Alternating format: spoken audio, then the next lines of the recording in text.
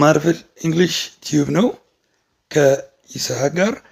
ዛሬ ፕሪፖዚሽን እናጠናለን። ያው እንደተለመደው ላይክ ማድረግ እንዳትረሱ፣ አዲስ ከሆናችሁ ደግሞ ሰብስክራይብ በማድረግ ቪዲዮ እንድትከታተሉ ጋብዛችኋለሁ።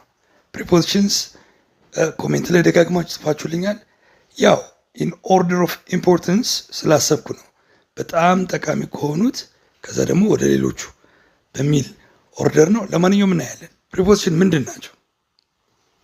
እንደምታውቁት ፕሪፖዚሽንስ are the words at, with, by, in, on እነዚህ ፓርቲክሎች ናቸው።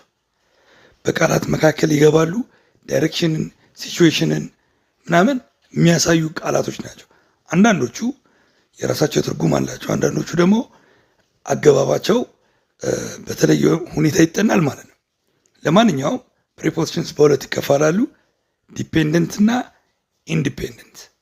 ዲፔንደንት ፕሪፖዚሽን የሚባሉት ከቨርብ ወይ ከአጀክቲቭ ከናውን ጋር ተለጥፈው ይመጣሉ።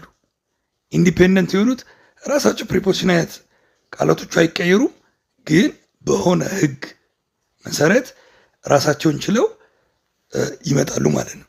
መጀመሪያ ኢንዲፔንደንት ከሆኑት ህግ ካላቸው በህግ ከምናጠናቸው እናጠናና ከዛ በኋላ የሚሸመድዱ አሉ፣ የተወሰነ የምናጠናቸው አሉ። ከዛ በኋላ የማትሪክ ጥያቄዎች ይኖራሉ ማለት ነው። እንዲሁም በመሀል ኤክሰርሳይዝ አለ፣ ፈጠን እያልን እንሰራቸዋለን ማለት ነው።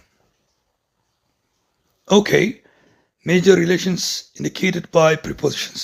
ዋና ፕሪፖዚሽን የሚባሉት ያው ብዙ ናቸው፣ ሁሉንም አንጨርሳቸውም፣ ግን በብዛት ፈተና ተኮር እንዲሁም ዴይ ቱ ዴይ ኮሚኒኬሽን ላይ ከምንጠቀማቸው ውስጥ እነዚህን መርጬ የላቸዋለሁ። መጀመሪያ ኢን፣ አት፣ ኦን ግራ ያጋባሉ። እንዴት ነው የምንጠቀመው? እስኪ ከኢን እንጀምር። ኢን የምንጠቀመው ለምንድን ነው?